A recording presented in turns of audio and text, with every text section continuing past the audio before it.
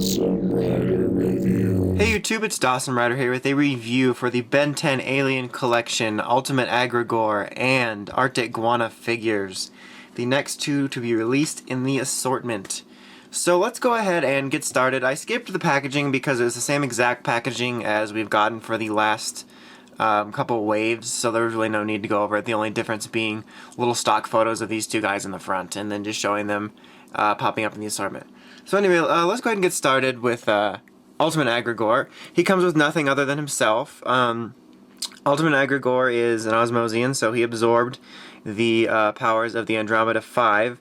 You can see here his head is kind of, well, I almost want to say an inverted color of amphibian. I know it's amphibians, but because of the more prominent white, looks inverted. He's got the chest of Terraspin, like this neck piece of NRG, the arms of Armadillo, and the legs of Water Hazard. It's a pretty decent design, I think, and I thought it was a pretty awesome villain concept. Anyway, detail-wise on the figure, his paint job is pretty decent. Like the head looks pretty good. I like the inverted colors. It almost looks like one of those DNA haywires. The face kind of bothers me a little bit. I feel like it doesn't really show off what Aggregor's face looks like. He just kind of looks sad or just indifferent, and I don't know. It's not the best head sculpt. The paint on the chest actually doesn't look that great. It looks a little bland. On Terraspin, I feel like they could have added a little bit something more to it. The energy neck doesn't look bad. The Armadillo Arms are obviously pretty much the same as Armadillo's, just with more spikes and like Water Hazard-like hands. But they look pretty decent. The Water Hazard legs are alright as well. He's an okay painted figure. He's not done as well as others, in my opinion. Here's the back. You can just see the details of his hair coming to the back. And then articulation-wise, he does have a 360 arm joint here, and his arms swivel here. And no head articulation. His legs move forward a little bit and back a little bit, and they have a knee joint so they can bend, but they're stopped by these spikes that are on the back of his foot, which is kind of annoying, so kind of hindered. So overall, he's an alright figure, not one of the best, probably one of my least favorite Alien Collection releases. It's nice to have a figure of him, because it's always nice to get villain figures, especially one I kind of liked. But he just wasn't the best effort. He doesn't have that just popped out of the cartoon look a lot of the figures in this line have.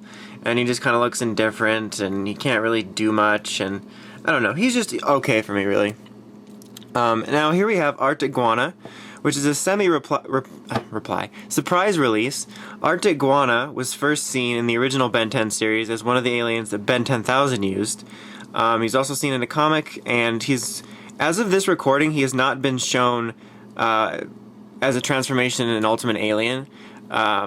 He is shown in the opening of all the aliens that Ben has available, and his hologram was shown in Ben 10,000 Returns for the future version, but as of this recording, he has not been shown in the series, so this is kind of a surprise release, but a welcome one.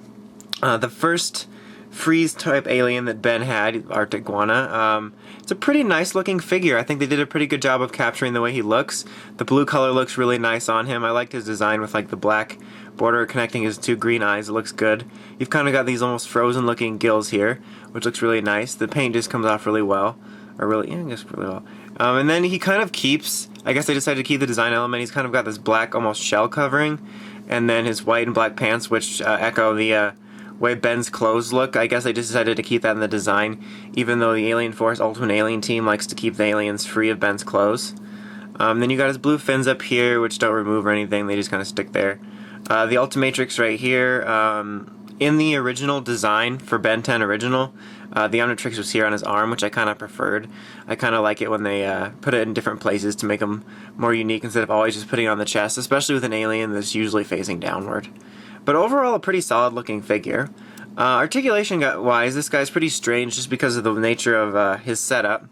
But his legs can move back and forth, actually back pretty decently, and forward like almost all the way. And then like his leg articulation here, which is sort of his knee. I mean, it technically is, but it almost just looks like his foot, like he's got hooves. His arms can move around 360, and he's got a bendable joint here, so you can just kind of move his arm back right here. Not a bendable joint, elbow joint. It's just kind of an odd place for one, I guess, if you want to do stuff like that, like prowling or something. I'm not sure. Anyway, and his mouth does open. If I can get it to open. There we go. His mouth does open, so you can do various poses. Mine's a little bit loose, if you can't tell, which is kind of annoying, but it's still kind of neat. But overall, Articguana is a pretty nice figure, and it's neat that we finally got him. Ben 10 being one of those shows that even though it's still a pretty good show, a lot of it is about marketing, and I'm still not sure why. They make all these aliens for the purpose of selling more toys, and then they never release them. So I'm hoping to see a bunch of aliens that we haven't seen yet, like Buzzshock and Spitter and Chameleon, or Overkill if you want to call him that. But anyway, random tangent aside, he comes with this little minifigure for that like battle Ultimatrix thing. It's actually pretty nice looking.